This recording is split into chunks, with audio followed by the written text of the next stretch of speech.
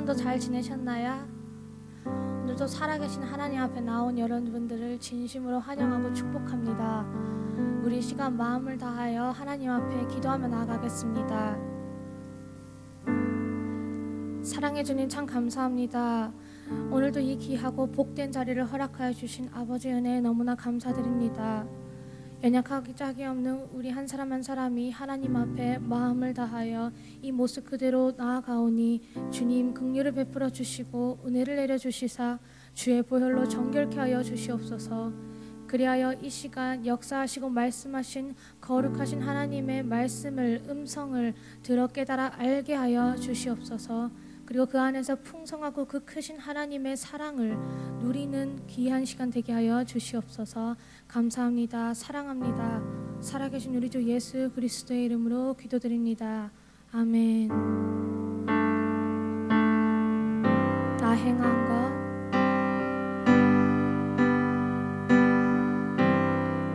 나 행한 것 죄뿐이니 주 예수께 비옵기는 나의 몸과 나의 마음을 깨끗하게 하옵소서. 물 가지고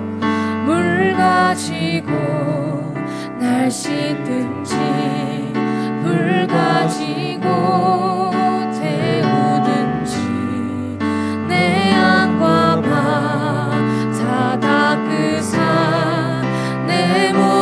죄 면하소. 나 행한 것 죄뿐이니 주 예수께 비옵기는 나의 몸과 나의 맘을 깨끗하게 하옵소서. 물 가지고 날 씻든지 불 가지고 태우든지 내 양과 밥 다 닦으사 내 모든 죄 면하. 내 어두운 눈 밝히시니 참 기쁘고 고마우나 그보다 더 원하오는 정결한 마음. 주 내 어두운 눈 밝히시니 내 어두운 눈 밝히시니 참 기쁘고 고마우나 그보다 더 원하오는 정결한 마음. 주어 물 가지고 날 씻기든지 가지고 날 씻든지 물 가지고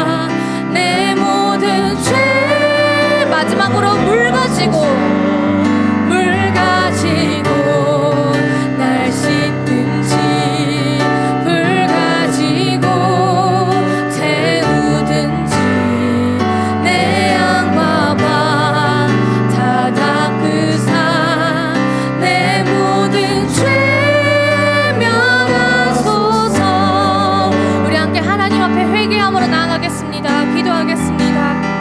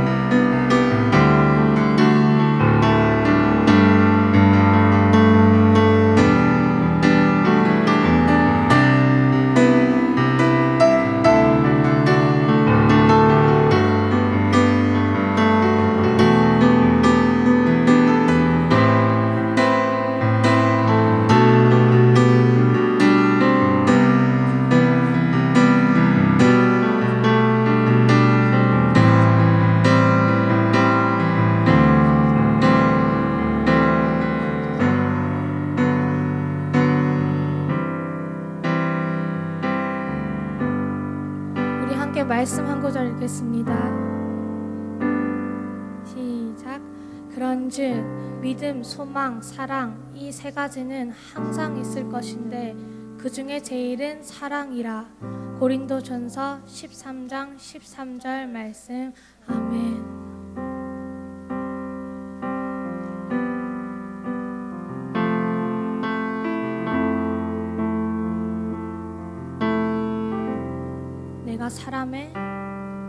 내가 사람의 방언과 천사의 말한테도 내가 산을 옮길 만한 믿음 있다 해도 내 몸 불사르게 내어준데도 사랑이 없으면 아무것도 다시 한번 내가 사람의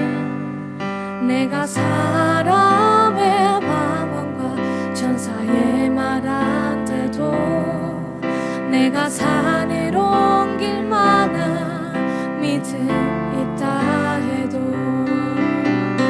내 몸 불사르게 내어준데도 사랑이 없으면 아무것도 사랑은입니다. 사랑은 오래 참고 온유하며 자랑치 않고 자기 유익을 구하지 않고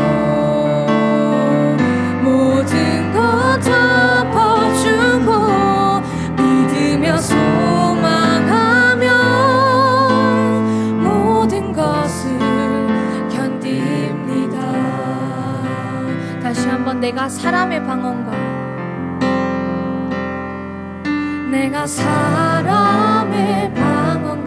천사의 말한테도 내가 산을 옮길 만한 믿음 있다 해도 내 몸 불사르게 내어준데도 사랑이 없으면 아무것도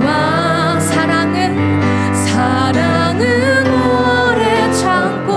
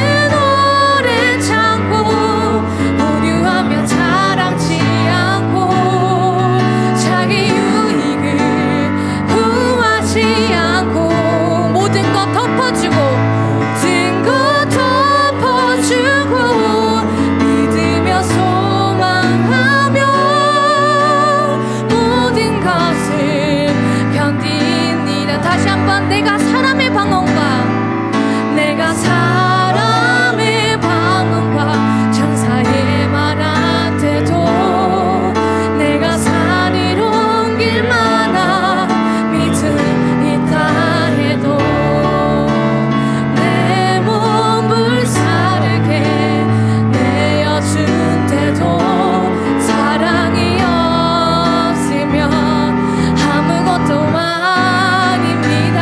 사랑은 오래 참고 온유하며 자라지 않고 자기 유익을 구하지 않고 모든 것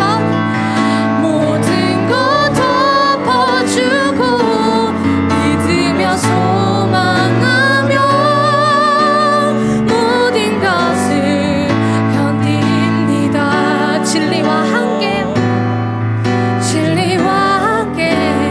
기뻐합니다. 주의 사랑을, 주의 선하심을, 주의 사랑을, 주의 선하심을, 주의 은혜를 생각해보라. 하늘보다 너도 높으신 아버지의 사랑 크고 놀랍네. 아버지 사랑 크고 놀랍네. 주의 사랑을, 주의 선하심을, 주의 사랑을, 주의 선하심을, 주의 은혜를 생각해보라. 하늘보다 더 높으신 아버지의 사랑 크고 놀랍네. 아버지 사랑 크고 놀랍네. 아버지 사랑 크고 놀랍네. 아버지 사랑 크고 놀랍네. 내 어찌 그 사랑, 내 어찌 그 사랑 잊으리. 내 어찌 주의 긍휼 잊으리. 내 영혼의 모든 소원 만족시킨 하나님. 내 어찌 그 사랑 잊으리.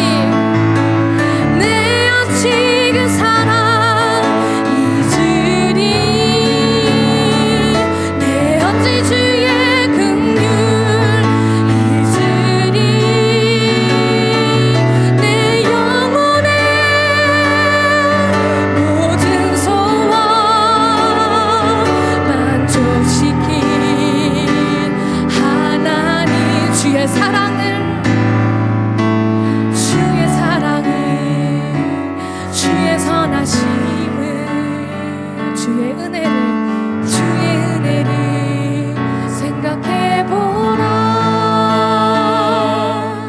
하늘보다도 더 높으신 아버지의 사랑 크고 놀랍네. 아버지 사랑 크고 놀랍네. 하나님은 하늘보다도 더 높으신 사랑으로 우리를 긍휼히 여겨주시고 사랑하여 주십니다.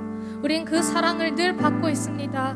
근데 그 사랑을 받는 우리가 다른 이들에게는 이 사랑을 베풀질 못합니다. 내가 받은 긍휼을 다른 이들에게는 베풀질 못합니다. 주님, 나의 사랑 없음을 용서하여 주시옵소서. 주님, 나의 긍휼이 여김 없음을 용서하여 주시옵소서. 아버지, 나에게 하나님의 사랑으로 더욱 채워주셔서 내 주변 사람을, 나에게 허락하신 사람을 나도 하나님의 사랑으로 정말 사랑하게 하여 주시옵소서. 다 덮어주고 오래 참고 품게 하여 주시옵소서. 붙들어 주시옵소서. 함께 기도하며 나가겠습니다. 기도하겠습니다.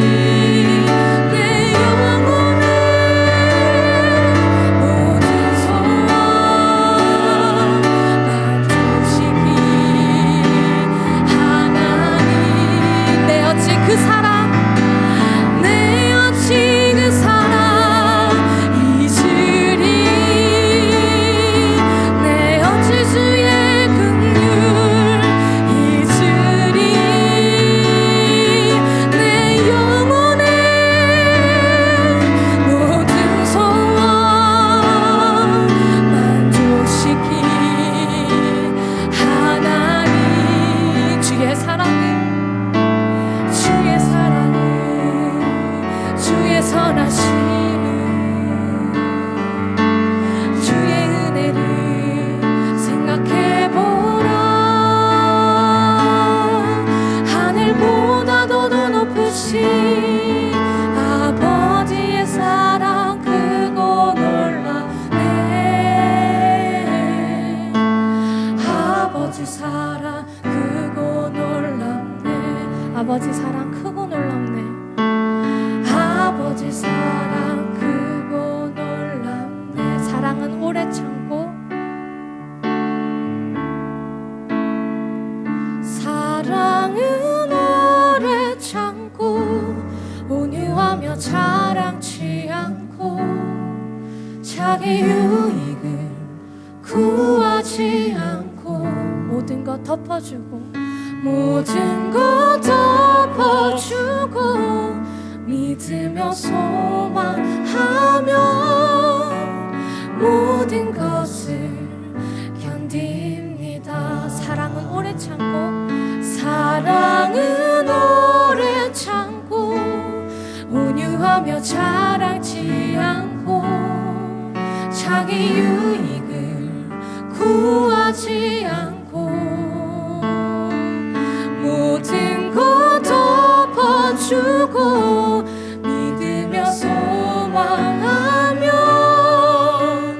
모든 것을 견디니. 우리 마지막으로 사랑은 오래 참고, 사랑은 오래 참고, 온유하며 자랑치 않고, 자기 유익을 구하지 않고, 모든 것 덮어주고, 믿으며 소망하며 모든 것을 견딥니다. 진리와 함께, 진리와 함께 기뻐합니다. 우리 각자 마음의 소원으로 기도하며 나아가겠습니다. 기도하겠습니다.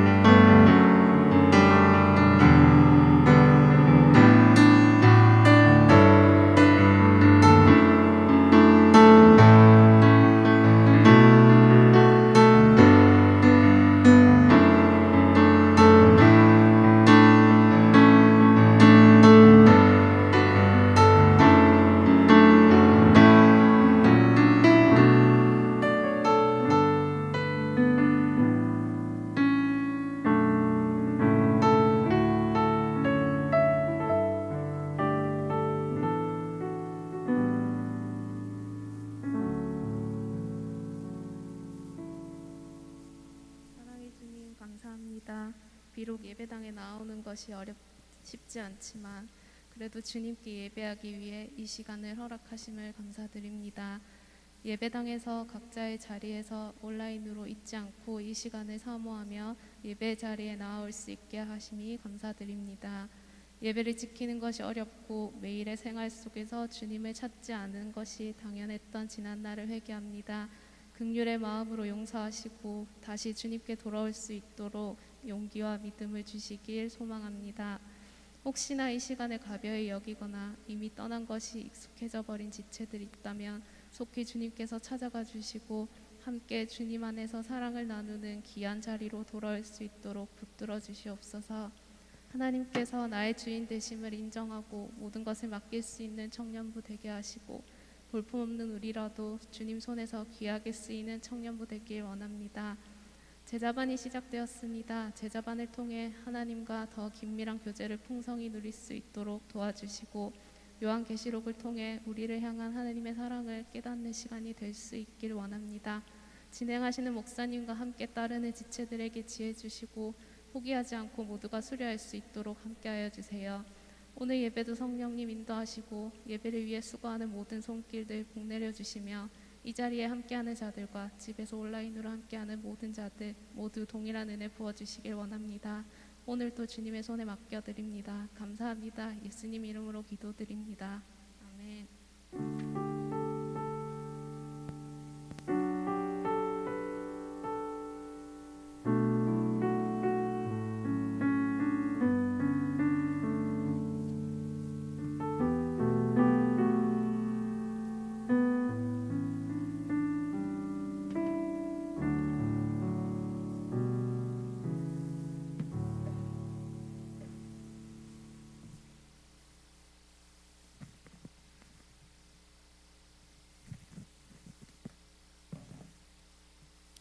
우리 하나님 말씀 봅시다. 창세기 13장 1절에서부터 13절까지 말씀입니다. 창세기 13장 1절에서부터 13절까지 우리 한 절씩 교독해서 우리 봉독합시다.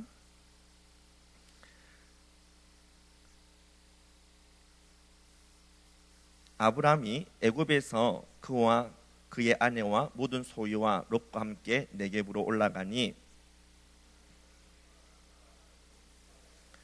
그가 네겝에서부터 길을 떠나 베델에 이르며 베델과 아이 사이 고천에 장마쳤던 곳에 이르니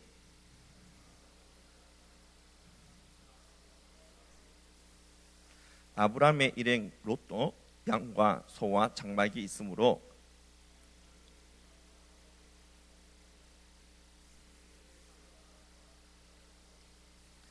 그러므로 아브람의 가축의 목자와 롯의 가축의 목자가 서로 다투고 또 가나안 사람과 브리스 사람도 그 땅에 거주하였는지라.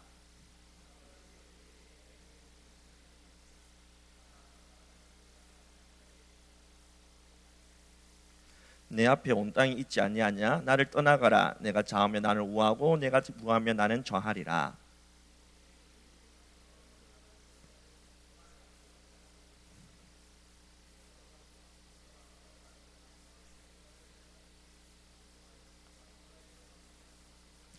그러므로 롯이 요단 온 지역을 택하고 동으로 옮기니 그들이 서로 떠난지라.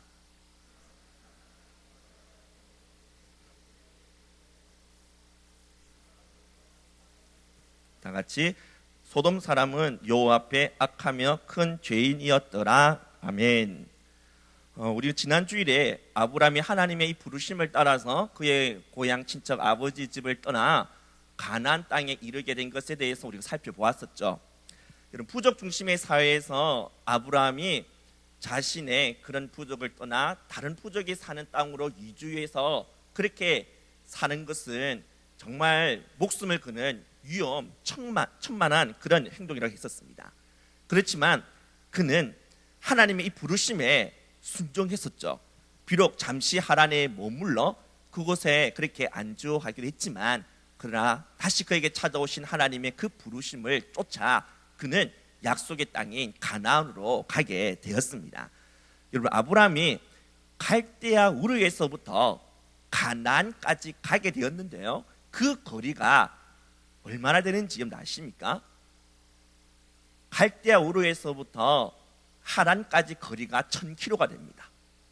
그리고 하란에서부터 다시 가나안 땅까지는 800km, 총 1800km의 그 거리를 아브라함이 갔다라는 것이죠. 1800km, 이러면 좀 이해가 됩니까? 여기서부터 부산까지가 400km죠. 부산에서 서울까지가 400km죠. 그러면 부산에서 서울까지 왔다 갔다 또 왔다 갔다 총 2번이나 왕복하는 그런 거리가 되지 않겠습니까? 그 시대에 오늘처럼 무슨 자동차가 있었겠습니까? 기차가 있었겠습니까? 그 끝에야 뭐 낙타와 같은 짐승을 그렇게 타고 가든지 아니면 걸어서 그렇게 가야 되는데 그 먼 거리를 그는 걸어갔다라는 것이죠. 또한 그는 가나안에 이르자마자 제단을 쌓으면서 하나님이 기뻐하시는 그러한 제사, 예배를 드리면서 하나님의 이름을 불렀습니다. 그렇다면 이러한 아브라함을 하나님께서 기뻐하셔서 그에게 이제 형통과 복을 안겨다 주셔야 하지 않겠습니까? 그런데 그에게 주어진 것이 무엇이죠? 이렇게 하나님의 말씀에 순종한 결과 그에게 돌아온 것은 극심한 기근이었습니다. 약속의 땅에 도착했는데 그에게 주어진 것이 복이 아니라 재앙이었다라는 것이죠. 하나님이 해도 너무 한다는 생각이 들지 않습니까? 죽을 각오하고 정말 고생하면서 이렇게 하나님이 가라고 한 곳에 이렇게 왔는데 지금 이 극심한 기근으로 인해서 사방에 보이는 것이라고는 황량한 그러한 메말라버린 그러한 광야와 같은 땅만 펼쳐져 있으니 얼마나 어이가 없었겠습니까? 하나님이 해도 너무 한다는 이런 생각 들지 않았겠습니까? 우리도 가끔 이와 같은 생각이 들 때가 있죠. 정말 하나님의 일에 열심을 내어서 그렇게 섬기고 봉사했는데 그 어느 때보다 하나님을 가까이 하면서 신앙생활에 정말 열심을 내었었는데 그런데 나에게 돌아온 것은 형통, 복이 아니라 괴롭고 고통스러운 고난과 실패가 돌아온 적 있지 않습니까? 우리가 이런 일을 당할 때에 신앙에 대해서 회의감을 느끼게 되거나 낙심하게 되어지죠. 왜 하나님이 나를 이렇게 대하시는지 정말 이해가 안 될 뿐더러 혼란스럽기만 하지 않았습니까? 이럴 때 우리가 붙들어야 할 말씀이 있습니다. 신명기 8장 2절의 말씀인데요, 우리 같이 한번 읽도록 합시다. 내 하나님 여호와께서 이 40년 동안에 내가 광야의 길을 걷게 하신 것을 기억하라. 이는 너를 낮추시며 너를 시험하사 내 마음이 어떠한지 그 명령을 지키는지 지키지 않는지 알려 하심이라. 이스라엘 백성들이 애굽에서 이렇게 나올 때 사실 그들을 불안한 마음, 두려운 마음이 있었습니다.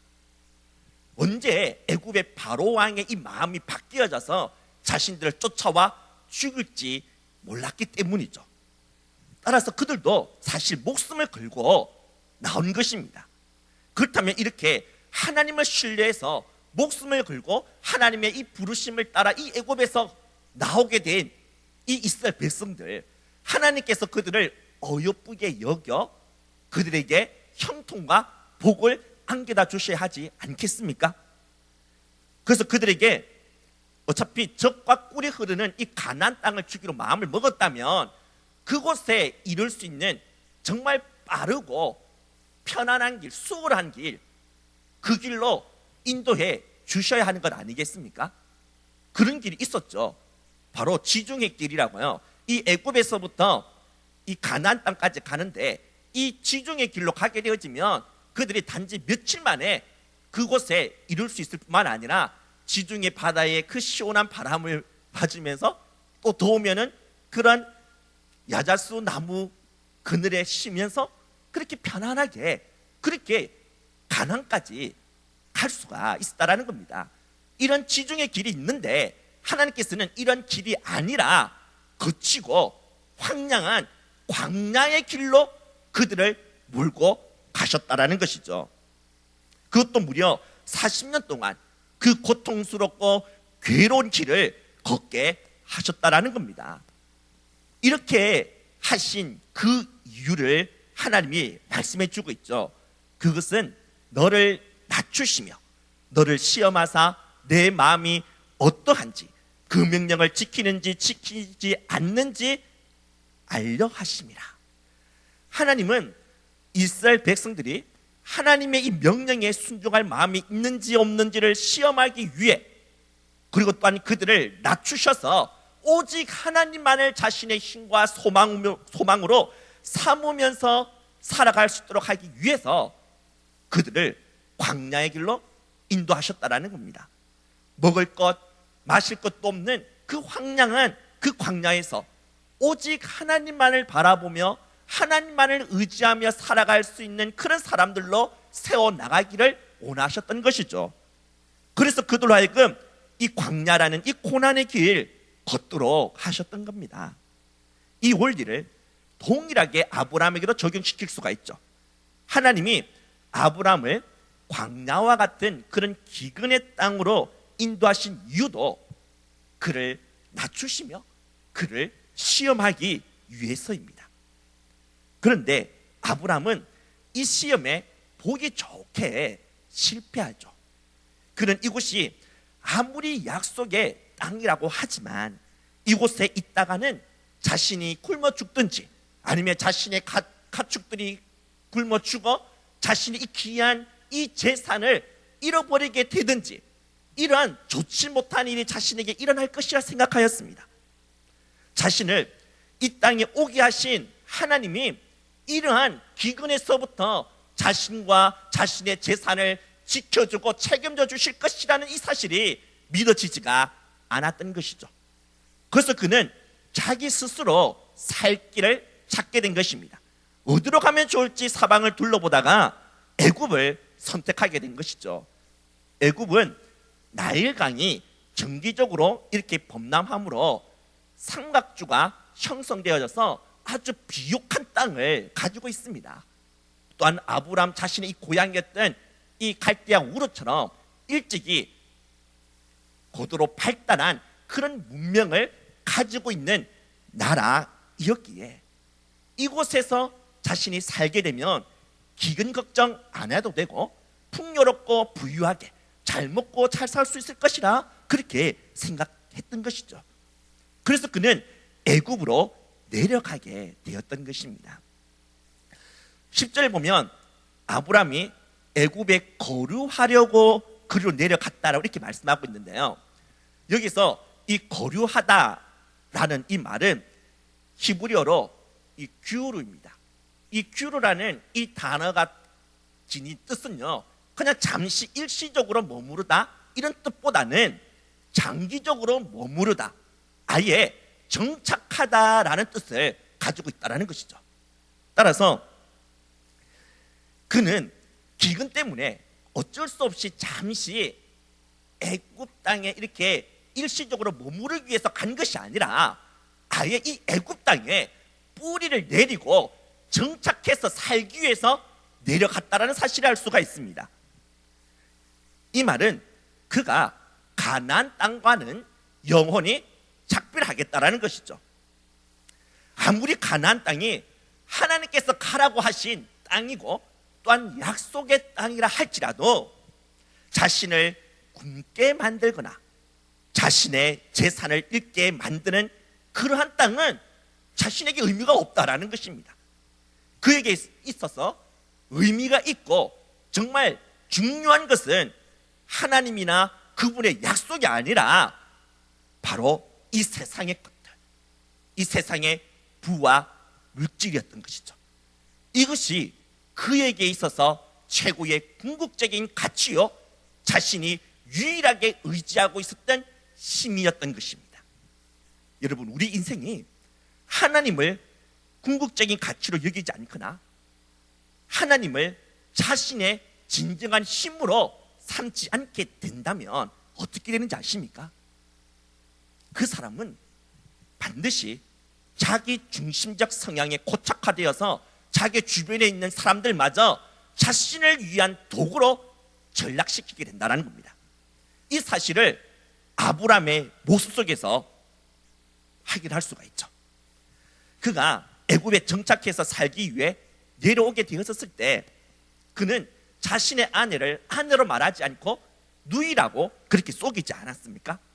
자신의 아내가 이렇게 예뻤기 때문에 이 애굽의 사람들이 자신의 아내를 취하기 위해서 자신을 죽여버릴까 봐 이것이 두려웠던 것입니다. 그래서 그는 자신의 아내를 누이라 그렇게 속였던 것이죠.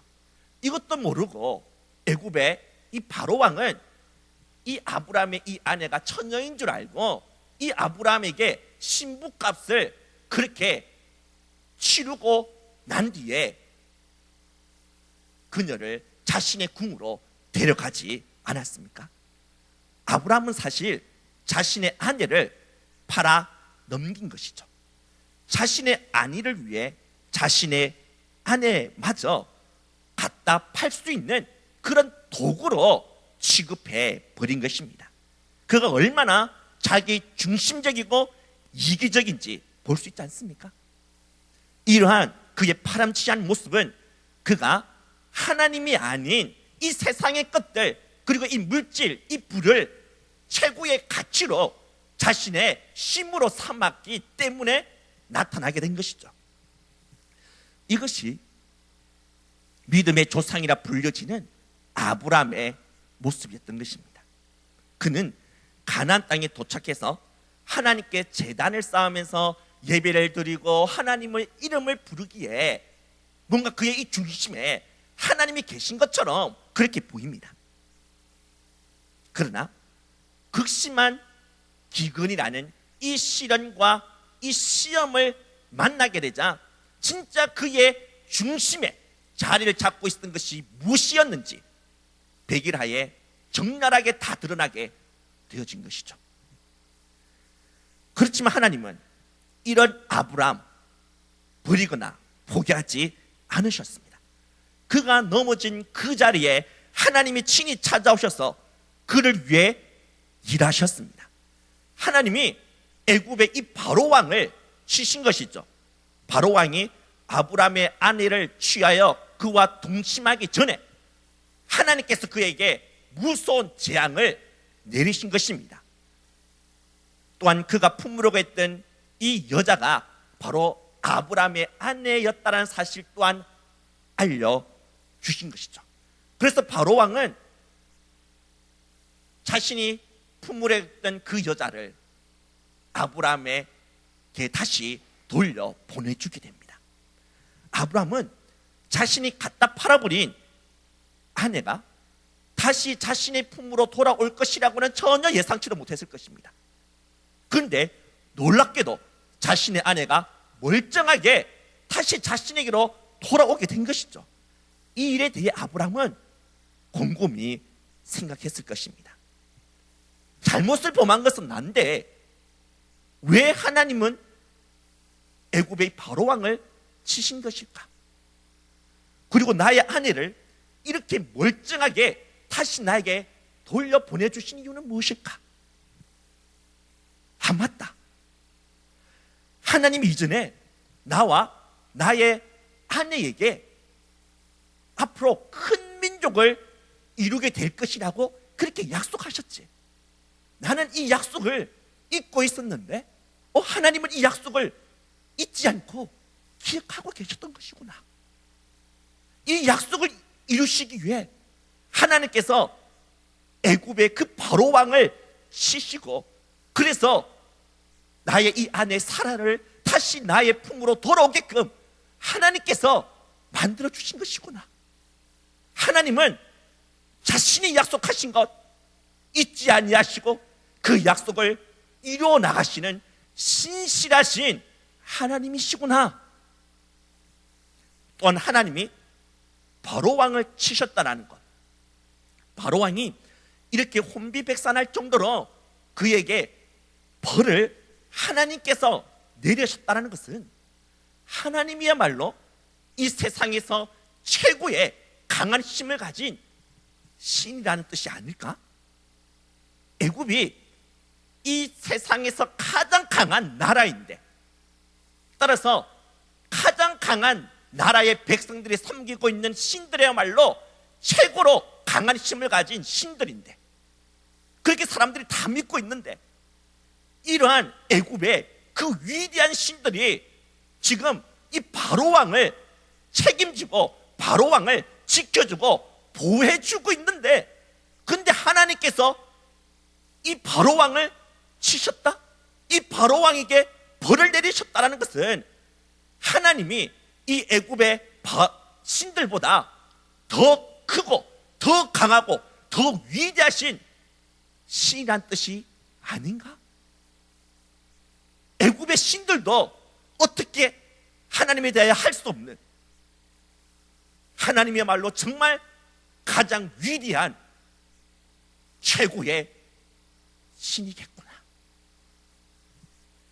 이렇게 아브라함은 하나님의 혹독한 시험으로 인해 넘어지고 자빠진 그 자리에서 하나님에 대해 새로운 깨달음을 얻게 된 것입니다. 곧 하나님에 대해 눈이 뜨이게 된 것이죠. 이전에는 자신에게 나타나 말씀만 하셨던 하나님인지라 그저 막연하게만 알고 있었던 이 하나님을 이 기회를 통해 이전보다 더 분명하게, 더 온전하게 하나님의 그 능력, 하나님의 그 신실함을 알 수 있게 되었던 것입니다. 그리고 하나님을 새롭게 깨닫고 알게 된 만큼 하나님을 더 가치 있게 그리고 더 의지할 수 있게 되었던 것이죠. 그래서 이전보다 한층 더 성숙한 그런 신앙의 사람으로 그가 변화되어지는 것을 볼 수가 있습니다.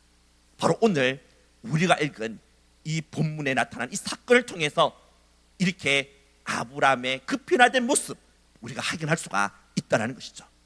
오늘 우리가 읽은 본문에 보면 아브라함이 애굽에서 올라와 가나안 땅에 이르게 되는데요, 이곳에서 그는 또 다른 제2의 시험을 만나게 됩니다. 아브라함과 그의 조카 롯이 함께 동거하면서 각자 자신의 이 가축을 치고 있었는데 가축들이 많이 늘어나 이 목초지에 이런 풀이 부족하게 되는 것이죠. 그래서 아브라함의 목자 롯의 이 목자들이 자신의 이 가축들에게 조금이라도 더 많은 풀과 물을 먹이려고 하다 보니까 그들 사이에 갈등과 다툼이 일어나게 되었던 것입니다. 아브라함은 이러한 문제, 이런 시험을 또 만나게 된 것이죠. 이번에는 그가 이 시험 앞에서 어떠한 반응을 보이게 되는지 한번 보도록 할까요? 아브라함은 롯을 먼저 부릅니다. 그리고 이렇게 말을 하죠. 우리가 같은 친족인데 이렇게 우리가 서로 다퉈야 되겠는가? 우리들이 서로 많은 이런 가축을 한 곳에서 이렇게 치려고 하니까 이렇게 다툼이 생겨나는 건 아니냐? 그렇다면 이제 우리 나누어지자, 분가하자. 네가 먼저 땅을 선택해. 네가 좌하면 나는 우하겠고 네가 우하면 나는 좌하겠다. 그러자 롯은 기다렸다는 듯이 눈을 들어 사방을 둘러봅니다. 그리고는 가장 좋은 땅, 정말 물이 넉넉하고 기름진 그런 땅을 보게 되죠. 바로 요단 지역입니다.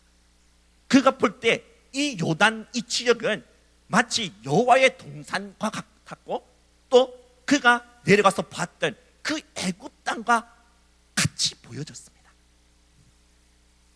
그래서 그는 이러한 땅, 이 좋은 땅을 선택해서 그 요단 지역으로 가게 된 것이죠.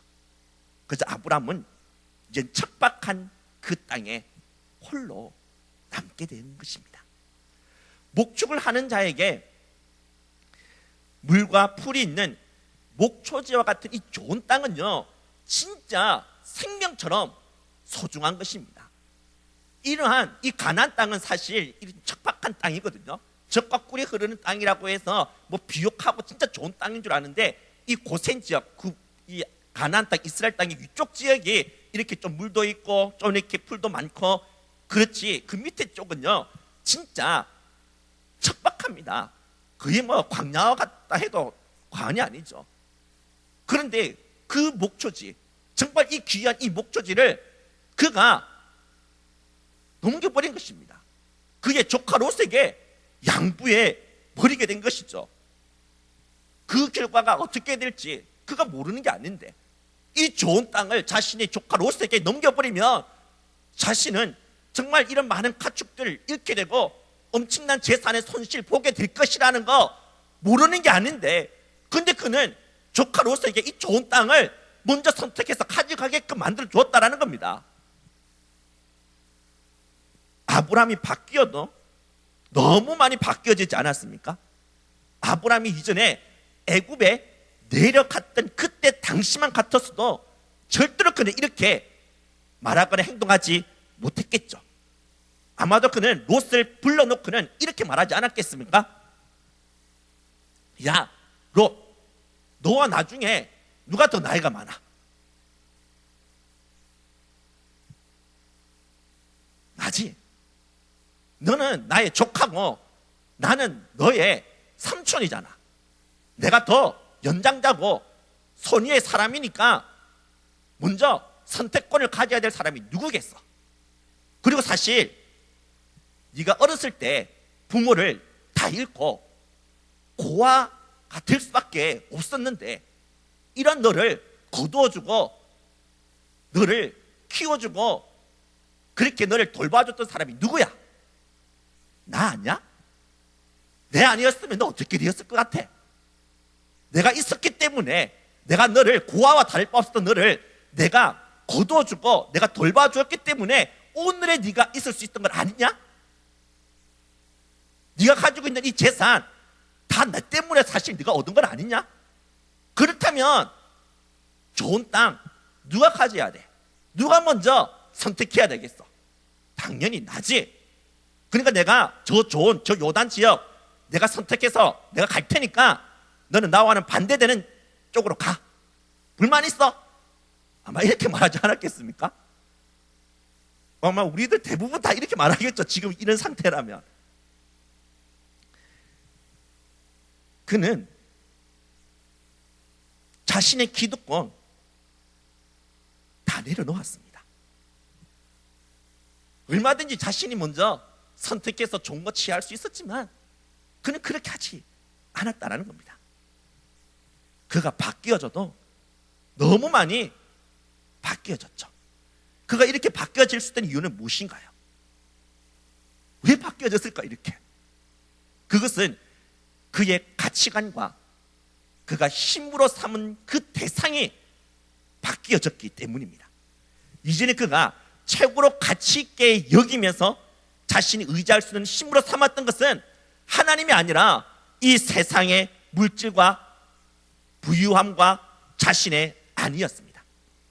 그렇기 때문에 그는 물질적으로 풍요롭고 부유한 애굽 땅으로 내려가게 된 것이며 또한 자신의 유익을 위해 자신의 이런 안위를 위해 아내마저 스스럼 없이 갖다 팔아버린 것 아닙니까? 그러나 지금은 더 이상 이 세상의 물질이 아니라 하나님이 그에게 있어서 최고의 가치와 힘으로 여겨지게 된 것입니다. 세상의 힘을 대표하는 이 물질을 자신의 삶의 중심에서부터 내려놓게 되자 이제는 물질에 대해 더 이상 연연하지 않게 된 것입니다. 그래서 조카 롯이 좋은 땅을 모두 차지해서 자신의 이 가축은 굶어 죽어 그렇게 자신의 이런 재산에 엄청난 그런 손실을 보게 된다 하더라도 별 문제시하지 않게 되었던 것이죠. 물질이 아닌 하나님만을 자신의 궁극적인 가치와 힘으로 삼게 되니 이제 이 세상의 물질에 대해서는 초연해질 수가 있었던 것입니다. 그는 이제 세상의 힘을 얻기 위해 다른 사람을 짓밟는 것이 아니라 먼저 다른 사람의 그 유익을 구할 수 있는 그런 이타적인 사람으로 바뀌어지게 된 것이죠. 그러나 롯을 보십시오. 그는 이전에 아브람처럼 여전히 이 세상의 이 물질을 최고의 가치와 힘으로 삼고 있었습니다. 그 결과 그는 자신에게 물질적인 부유함을 안겨다 줄 것으로 여겨졌던 그 요단 땅, 요단 지역을 선택하게 되었던 것이죠. 그런데 여러분, 그 요단 지역에는요 어떤 성이 있었는지 아십니까? 바로 소돔과 고모라 성이 있었습니다. 이 롯은 계속해서 불을 쫓다가 이 소돔과 고모라 성으로 들어가게 되죠. 소돔 성으로 그는 들어가게 됩니다. 우리가 읽은 성경 13절에서는 소돔 사람은 여호와 앞에 악하며 큰 죄인이었더라 그렇게 지적해주고 있죠. 그는 자신이 거할 땅이 하나님이 보시기에 악하고 패역한 그런 곳이라 하더라도 상관하지 않았습니다. 단지 돈만 된다면 단지 자신이 좀 더 풍요롭고 좀 더 부유하게 살아갈 수만 있다면 그곳이 악하고 폐역한 곳이랄지라도 문제시하지 않았다는 것이죠. 이렇게 돈과 물질을 최고의 가치와 힘으로 삼았던 그는 과연 어떻게 되었을까요? 망했을까요? 창세기 19장 1절을 보면 롯이 소돔 성문에 앉아 있다가 이렇게 말씀하면서 볼 수 있죠. 여러분, 그 시대에 이 성문에 앉아 있다라는 말은 어떤 뜻인지 아십니까? 그 시대에 성문에 앉아 있을 수 있는 사람은요, 딱 두 부류의 사람입니다. 그 성에서, 그 지역에서 최고의 재산을 가진 유지든지 아니면 그 사이에서 엄청난 영향력을 행사할 정도로 뭔가 그들의 문제를 해결해 줄 수 있는 재판관이든지 이 둘 중에 하나가 바로 성문에 앉아 있을 수가 있었다는 것이죠. 근데 지금 롯이 바로 그 성문에 앉아 있는 것입니다. 이 말은 그가 그 지역에서 상당한 영향력을 끼치는 자로 또는 엄청나게 많은 재물을 가진 자로 성공했다는 것입니다. 여러분, 우리가 하나님을 최고의 가치로 여기지도 않고 또 하나님을 나 자신의 힘으로 삼지 않으며 하나님 없이 살아요. 이 롯처럼 얼마든지 자신이 갖고 싶어하는 그런 물질, 부, 명예 얻을 수 있습니다. 흔히 세상 사람들이 말하는 성공 얻을 수 있다는 것이죠. 그러나 우리는 좋아 보이고 밝아 보이는 면 뒤에 보이지 않는 그 이면을 볼 수 있어야 합니다. 과연 롯이 부자가 되고 영향력을 끼치는 그러한 사람이 되었다고 해서 그가 진짜 성공한 사람이 되었을까요? 그가 진짜 행복했을까요? 아닙니다. 다 같이 베드로후서 우리 2장 7절과 8절 말씀 함께 읽도록 하겠습니다. 시작.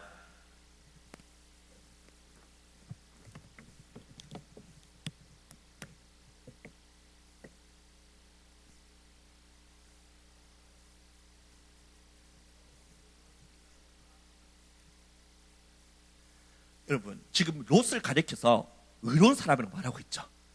완전히 망나니 같은데 의로운 사람이라고 말하고 있죠. 신분상으로 그를 의롭다라고 하나님께서 말씀하시는 겁니다. 그런데 지금 이 롯이 소돔 성 안에서 많은 재물을 가진 유지로 살아가고 있었을 때 고통을 당하며 의로운 심령이 상했다라고 그렇게 말씀해주고 있죠. 그럼 여기서 이 상했다, 이 상하다라고 이렇게 번역된 이 히브리 단어가 바사니존인데요. 이 단어의 뜻은요, 고문을 당하다라는 뜻을 갖고 있습니다.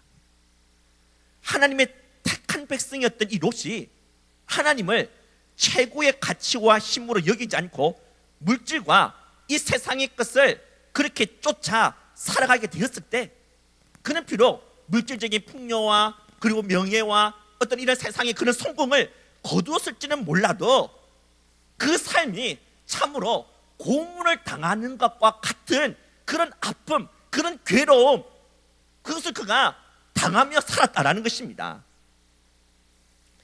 왜냐하면 그는 하나님으로부터 택함 받은 백성이었기에 그 안에는 신앙의 양심이 살아있었기 때문이죠. 여러분, 신앙의 양심을 거스르게 되면요, 아픕니다. 괴롭습니다. 따라서 롯이 이 세상에 그런 물질의 부유함과 풍요로움을 누리면서 그렇게 세상의 사람들이 볼 때 정말 아쉬울 것 없이 그렇게 성공한 사람처럼 산 것처럼 보이지만, 그러나 그는 마음이 편치 않았다라는 것이죠.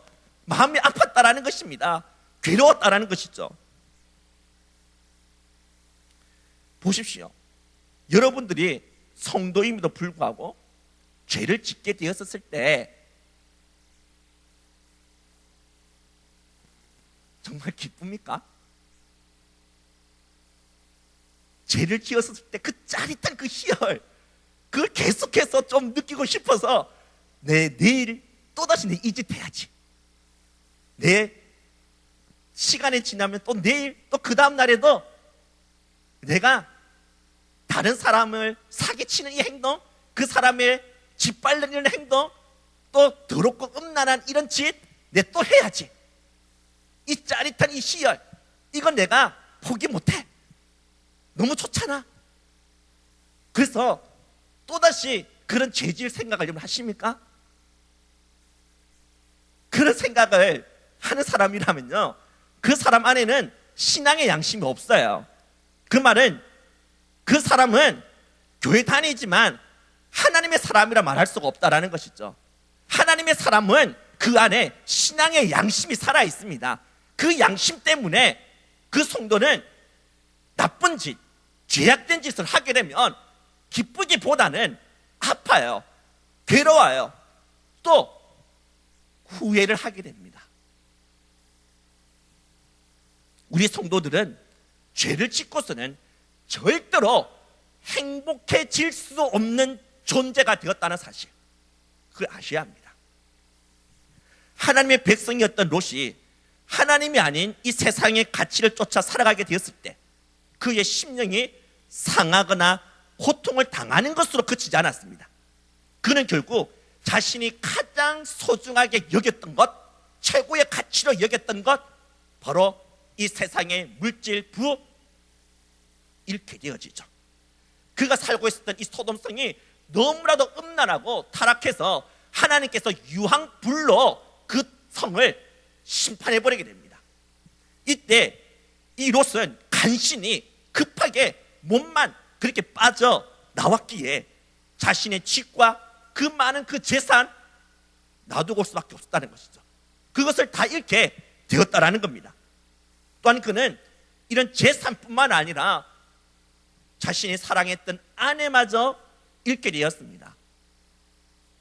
절대로 뒤를 돌아봐서는 안 된다는 이런 경고를 받았음에도 불구하고 이 롯의 아내는 자신이 뒤에 놔주고 어떤 그런 물질, 그러한 재산, 이것에 대한 이 집착에서 벗어나지 못해서 뒤를 돌아보다가 무엇이 되었습니까? 소금 기둥이 되고 말았죠. 그의 비극은 이것으로 그치지 않았습니다. 이제 그에게 남은 것은 2딸밖에 없었죠. 그런데 이들 또한 정상이 아니었습니다. 이들이, 자신의 딸들이 자신에게 술을 먹여가지고 동침하는 근친상간의 반인륜적인 그런 죄악을 범했다는 것이죠. 롯의 2딸이 이런 짓을 범하게 된 것은 누구 책임일까요? 롯 때문입니다. 롯이 하나님이 아니라 이 세상의 것을 쫓아 살아가다가 결국에는 이 소돔성 안에 들어오게 된 건 아닙니까? 이 소돔성이 음란하고 타락한 곳이라는 거 이 롯이 알았잖아요. 여러분, 소돔성이 얼마나 타락했는지, 얼마나 음란한 곳이었는지, 여러분, 이 짐승과 관계를 가진다, 성관계를 가진다는 것이 수간이죠. 이 수간, 또 남자끼리 성관계를 가진다라는 이런 남색, 동성애, 이러한 뜻을 가진 영어 단어가 무엇인지 아십니까? 뭐죠? 이런 더러운 것하고 여러분들 항상 멀리하며 살기 때문에 잘 모르는 것 같은데, 사돔이죠. 소돔이. 소돔 사람에게서부터 이런 더러운 단어가 생겨날 정도였다면 이 소돔 성이 얼마나 음란하고 더럽고 타락했던 곳이었는지 알 수 있지 않겠습니까?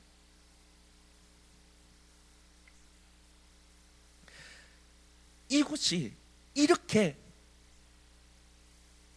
음란하고 더러운 것이라는 사실, 그 사실을 알았음에도 불구하고 롯은 그 물질의 그 풍요, 그 부유함, 좀 더 편안하게, 좀 더 안락하게, 좀 더 많은 것을 누리며 살아가고 싶은 그 욕망의 노예가 되어져서 그 욕망을 떨쳐버리지 못해서 이 소돔 성으로 들어오게 되었던 것입니다. 그래서 자신의 이 두 딸들이 이 소돔의 이 타락한 이 문화에 물들어 버리게 되었던 것이죠. 그래서 이들이 이렇게 타락한 음란한 짓을 자신의 아버지를 대상으로 저지르게 되었던 것입니다. 여러분, 이러한 롯이 부럽습니까?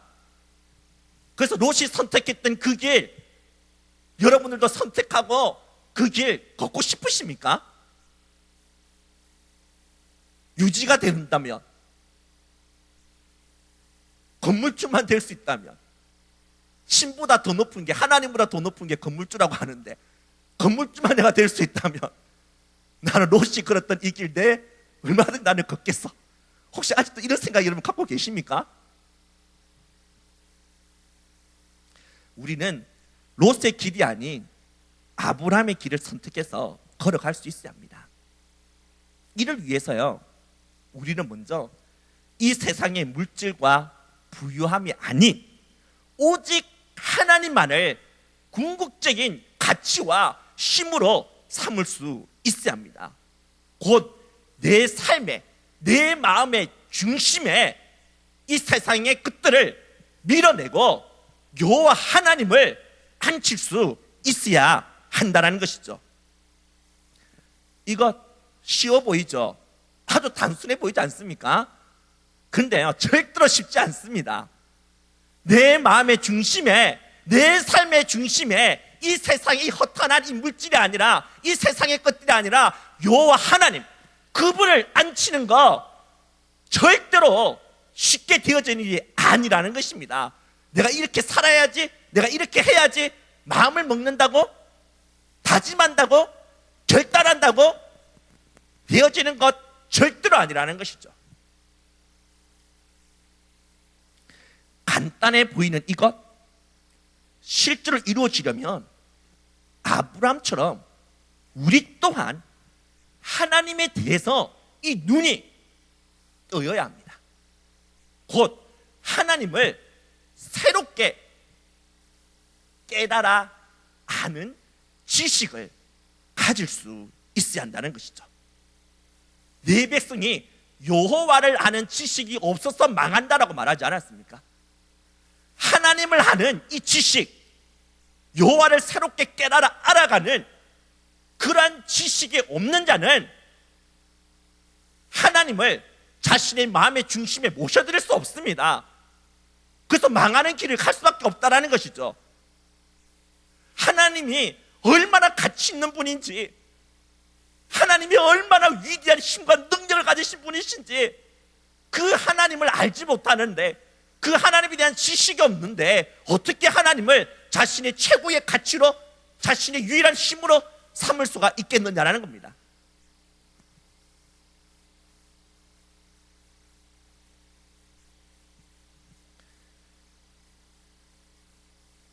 그런데 우리가 하나님을 알 수 있는, 진짜 하나님에 대한 이 참 지식을 가질 수 있는 방법이 두 개가 있습니다. 첫째는요, 아브람처럼 하나님부터 혹독한 시련과 시험을 받아서 넘어지고 깨어지는 가운데 하나님께서 자신을 새롭게 알려주시고 깨닫게 해주시는 방법이 있습니다. 이 경우는 우리가 하나님을 아는 이 지식을 얻기 위해서 엄청나게 비싼 수업료를 지불해야 한다는 것이죠. 쉽게 말해서 얻어 터지고 매를 맞으면서 배우는 것입니다. 롯도 이렇게 배우게 된 것이죠. 롯이 그래도 신약 성경의 저자가 그를 가리켜 의로운 자라고 말하고 있지 않습니까? 그가 이렇게 완전히 잘못된 길을 걷고 있었지만 그는 결국에 돌이켰다는 것이죠. 그는 엄청난 비싼 수업료를 지불해야만 했습니다. 자신의 사랑하는 아내도 잃어버려야 되고, 자신이 정말 모순처럼 귀하게 여겼던 재산도 다 잃어버리게 되고, 자신의 딸들이 이렇게 완전히 망가진 그런 모습을 정말 이렇게 보게 되어지는 그런 자리로까지 하나님으로부터 혹독하게 매를 맞고 얻어터지는 그런 자리에 가서야 비로소 하나님이 어떠한 분인지를 알게 되죠.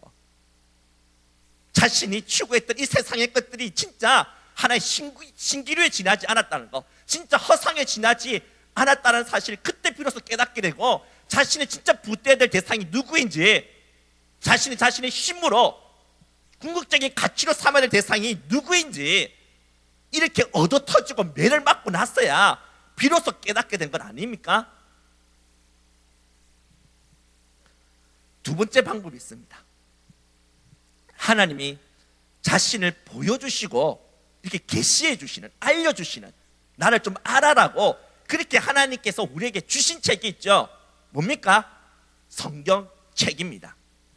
하나님이 대체 어떠한 분인지, 하나님의 영광과 능력, 하나님의 그 사랑과 지혜, 하나님의 신성과 하나님의 그 놀라운 그 경륜의 그 세계, 이것을 온전히 우리에게 알려주시고 보여주신 이 성경책, 이 성경책을 통해서 우리가 하나님을 아는 참된 지식을 가질 수가 또한 있다라는 것이죠. 여러분은 이 두 방법 중에서 어떤 것을 선택하시겠습니까? 비싼 수업료를 지불하면서 하나님을 배우고 싶으십니까? 그러면 끝까지 버티십시오. 하나님이 나에게 매를 드실 때까지 계속해서 화려해 보이고 좋아 보이는 이 세상의 길 끝까지 여러분 걸어가십시오. 그러면 고통과 아픔을 통해, 상실의 그 아픔을 통해 하나님을 새롭게 깨달아 알아가게 되는 지식을 갖게 될 것입니다. 그러나 이 방법이 싫다면 성경을 펴십시오. 그리고 읽으십시오. 그리고 묵상하십시오. 하나님의 성령을 전적으로 의지하면서 내가 펼친 이 성경을 통해 하나님이 보여지도록, 하나님이 대체 어떠한 분인지, 하나님의 그 위대한 능력과 하나님의 신성을, 하나님의 그분의 탁월한 지혜와 하나님의 그 섭리하심을 진짜 내가 기대고 내가 믿고 내 몸을 맡길 수 있는 분이 진짜 이 하나님이시구나, 내가 궁극적인 가치를 둬야 될 대상이 바로 하나님이시구나, 이것을 볼 때까지, 알게 될 때까지 성경 앞에 무릎을 꿇고 성경을 통해 하나님을 만나는 여러분들이 되었으면 합니다. 그런데 성경을 어떻게 읽고 어떻게 또 묵상해야 할지 잘 모르겠다면, 성경을 읽어도 하나님이 잘 보여지지 않는다면, 성경을 읽어도 하나님에 대한 이 온전한 이 지식 갖는 것이 좀 어렵다면, 여러분들에게 제가 한 반을 소개하겠습니다. 이 반에 들어와서 배우십시오. 이 반이 어떤 반인지 아시죠? 무슨 반입니까? 예, 제자반. 꼭 들어와서 같이 우리 하나님을 알아가도록 합시다. 이번 제자반에는 이 요한계시록을 다룰 겁니다. 우리가 진짜 하나님을 안다라고 할 때요, 이 안다란 이 암, 이 지식은 단순히 이 지식, 머리로서 아는 지식만을 의미하는 게 아니죠. 지정의, 전인격적인 알을 말하는 것입니다. 따라서 우리는 이 요한계시록을 통해서 먼저 우리는 이 지적인 이 알을 갖게 될 것입니다. 그리고 렉시오 디비나와 같은 이런 영성 훈련을 통해서는 정과 의지, 이 부분을 통해서 우리가 하나님을 알아가게 될 것입니다. 한 번밖에 없는 기회입니다. 제자반 똑같은 내용 저 반복 안 하는 거 아시죠? 마지막 기회니까 여러분들이 빠짐없이 다 우리가 제자반에 들어와서 온라인으로 또 하니까 뭐 상관없지 않겠습니까? 맞죠? 함께 하나님을 진짜 우리가 만나고 하나님을 진짜 알아서 하나님만을 내 삶의 유일한 가치로, 최고의 궁극의 가치로, 그리고 하나님만을 나의 진정한 힘으로 삼으면서 이 땅에서 아브라함의 길을 선택하고 그 길을 걸어갈 수 있는 저와 여러분들이 다 되어질 수 있기를 주님의 이름으로 축복합니다. 우리 지금 같이 합심해서 우리 기도합시다. 정말 내가 하나님을 알 수 있게끔 하나님 제발 좀 도와달라고, 하나님을 더 분명하게, 더 온전하게, 새롭게 깨달아 알아갈 수 있게끔 하나님 나에게 은혜 베풀어 달라고, 말씀을 통해서 정말 하나님이 보여지게 해달라고, 성령을 의존하여 내가 하나님의 말씀 앞에 내가 서게 되어졌을 때 성경을 통해 하나님의 영광을 보게 해주시고 하나님의 능력을 보게 해주시고 하나님이 얼마나 위대하신 분인지, 정말 이 하나님에게는 나 자신이 모든 것을 믿고 맡기도 되겠다라는 이런 깨달음이 있을 수 있게끔 하나님 은혜 베풀어 달라고, 하나님을 나의 궁극적인 가치와 나의 유일한 힘으로 삼으면서 이 땅에서 믿음의 길, 참된 신앙인의 길을 걸어갈 수 있는 사람이 되게 해달라고 우리 이를 위해서 같이 합심해서 기도하도록 하겠습니다. 다 같이 기도합시다. 하나님 아버지, 정말 이 시간 주님 앞에 기도합니다. 저희들이 정말 하나님을 제대로 알지 못하기 때문에 이 롯처럼 엉뚱한 길을 정말 저희들이 걸으려고 합니다. 하나님 제발 저희들에게 찾아와 주십시오. 하나님 당신을 알기로 원합니다. 정말 하나님 당신이 어떤 분인지, 당신의 능력, 당신의 영광, 당신의 그 위대함을 저희들이 맛보아 알 수 있도록 하나님 제발 은총을 베풀어 주시옵소서. 날마다 말씀 앞에 서기로 원합니다. 날마다 말씀을 통하여 정말 하나님을 대면하기로 원합니다. 하나님 정말 저희들에게 하나님을 아는 지식을 허락하여 주셔서 하나님을 내 인생의 진정한 가치로, 하나님을 내 인생의 유일한 힘으로 삼으면서 이 땅에서 참된 신앙인의 길을 걸어가게 해주시고 허탄하고 망할 수밖에 없는 하나님 세상의 길을 걷지 아니하도록 하나님이 은혜를 내려 주시옵소서. 주님이 원하시는 참된 신앙인으로서 진정 하나님을 영화롭게 하며 하나님을 기쁘시게 하는 하나님의 그런 존귀한 성도의 길을 걸어가는 저 우리 모든 청년들이 다 되어줄 수 있도록 하나님 은혜 내려 주시옵소서.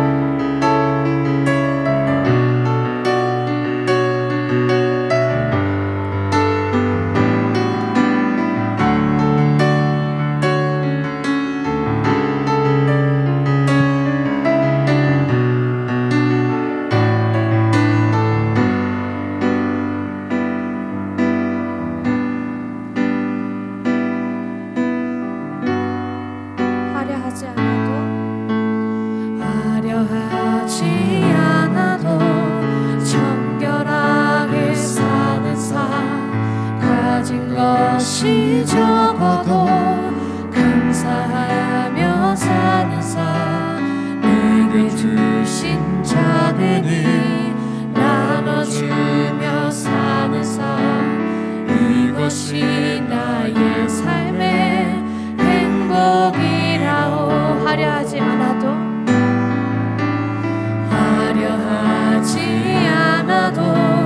정결하게 사는 삶, 가진 것이 적어도 감사하며 사는 삶, 내게 주신 작은 일 나눠주며 사는 삶, 이것이 나의 삶의 행복이라오. 이것이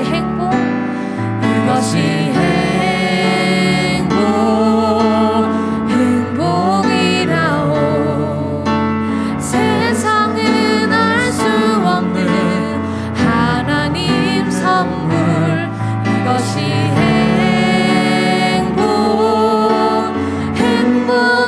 행복이라오. 하나님의 자녀로 살아가는 것, 이것이 행복이라오. 눈물 날 일 많지만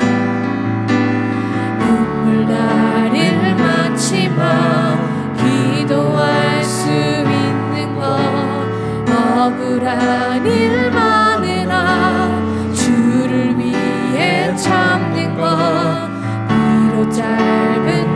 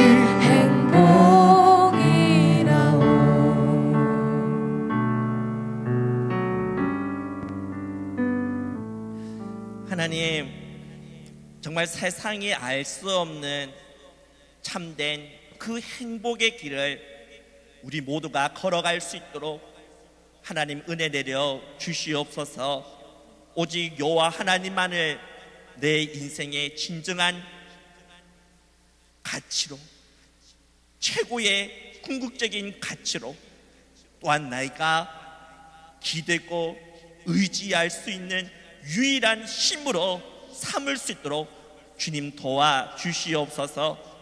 그래서 이 땅에서 세상이 알 수 없는 참된 그 행복의 길, 비록 가진 것이 없고 비록 세상 사람들이 알아주지 않는다 할지라도 이런 세상으로부터 얻을 수 없는 진정한 기쁨과 그 행복을 만끽하며 살아갈 수 있는 진정한 하나님의 자녀가 되게 하여 주시옵소서.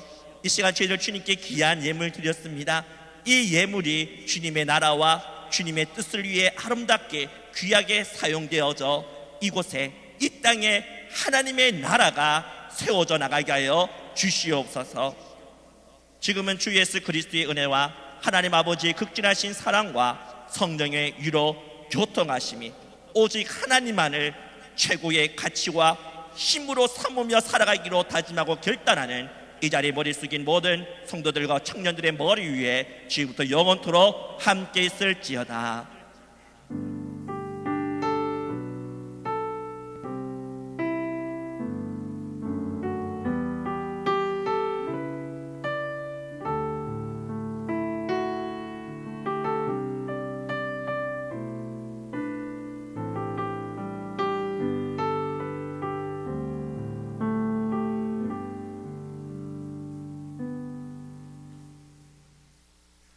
네, 청년부 광고 시작하도록 하겠습니다.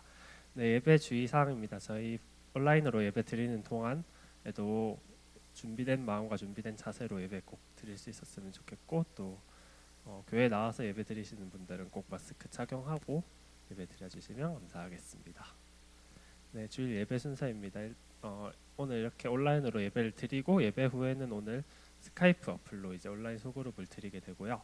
오늘 오전에 이제 당회가 있었다고 하는데 아마 다음 주부터는 청년부 예배는 이제 모여서 교회에서 드릴 수 있을 것 같아요. 그래서 아마 주중에 다시 광고를 드리겠지만 1시에 이제 이 본당에서 모여서 예배를 드릴 것 같습니다. 그래서 오늘까지는 온라인으로 드려주시고 다음 주에는 꼭 다 같이 모여서 본당에서 예배 드릴 수 있었으면 좋겠습니다.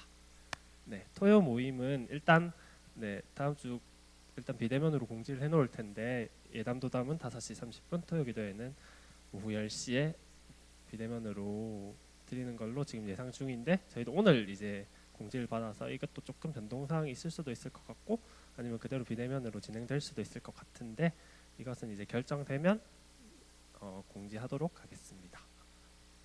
네, 교회당은 이제 계속해서 통제가 되고 있기 때문에 주중에는 새벽기도 할 때 이외에는 거의 교회당의 출입이 통제가 되기 때문에 꼭 필요한 경우 아니고서는 교회 출입은 자제해 주시면 감사하겠습니다. 네, 청년부 회칙이 계속해서 공지 나가고 있는데 회칙 밴드나 청년부실에 있으니까 보시고 혹시 수정하고 싶은 사항이 있으시면 완전한 문장으로 김지석 서기에게 보내주시면 됩니다. 네, 재적 파악 이제 가족장님들께서 다들 다 하셨을 것 같은데 오늘까지 이제 김지석 서기한테 보내주시면 되니까 오늘 12시 맞춰서 딱 보내주시지 마시고 이제 가족도 마을장님들도 취합을 해서 저희한테 보내드려야 하니까 지금 당장 꼭 완성하셔서 빠른 시일 내에 완성하셔서 모아주셔서 저희한테 보내주시면 저희가 빨리 정리를 해서 이제 준비하도록 하겠습니다. 네, 그리고 저희 한 가지만 더 권고하면 저희 지금 요새는 이제 교회에 모일 일이 없어서 교회 시설을 잘 안 쓰지만 교회 시설을 쓰고 나서 좀 깨끗이 정리해달라고 집사님께서 말씀해주셔서 특히 지금 2층 청년부실이 조금 지저분한 상태인데 이거는 저희가 임원들이 조만간 청소 한번 할 텐데 청년부실뿐만 아니라 교회 시설을 쓰고 나서는 꼭 깨끗하게 정리해주시고 나가주시면 감사하겠습니다. 네, 그러면 패송함으로 예배 마무리하겠습니다.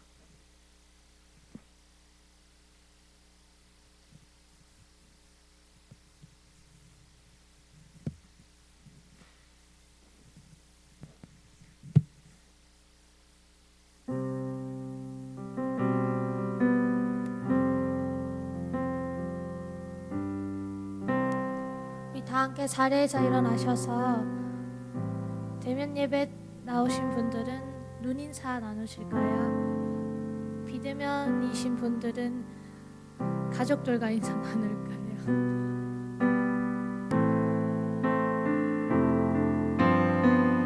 우리 함께 배송하시며 나아가겠습니다. 신랑 대신 예수께서 다시 오실 때 밝은 등불 들고 나갈 준비됐느냐. 그날 밤은 주님 맞은 등불이 준비됐느냐.